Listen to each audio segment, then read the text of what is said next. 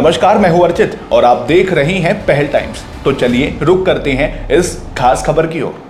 गुजरात की राजनीति और कानूनी ढांचे में आज एक ऐतिहासिक अध्याय जुड़ गया है। मुख्यमंत्री भूपेंद्र पटेल की सरकार ने विधानसभा में गुजरात यूसीसी बिल 2026 को भारी चर्चा के बाद पास कर दिया।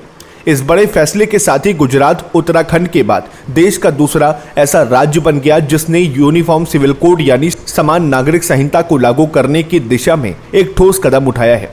इस कानून का मुख्य उद्देश्य राज्य के सामाजिक ढांचे को एक समान नियमों के दायरे में लाना और कानूनी पारदर्शिता को बढ़ावा देना है।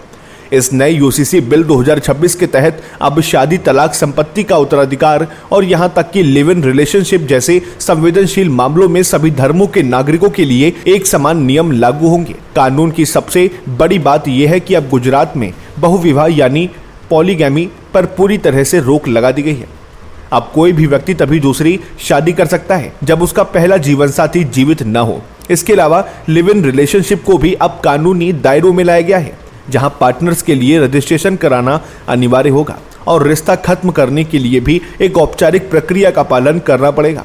हालांकि सरकार ने यह स्पष्ट कर दिया कि शेड्यूल्ड ट्राइब्स यानी अनुसूचित जनजातियों और कुछ पारंपरिक अधिकार वाले विशेष समुदायों को इस कानून के दायरे से बाहर रखा गया है। संविधान के तहत मिले उनके विशेष अधिकारों का सम्मान करते हुए ये छूट दी गई है। विशेषज्ञों का मानना है कि इस कानून से समाज में समानता आएगी और पारिवारिक विवादों में कमी आएगी। ये बिल न केवल गुजरात के भीतर बल्कि राज्यों के बाहर रहने वाले गुजरात के निवासियों पर भी प्रभावी रहेगा।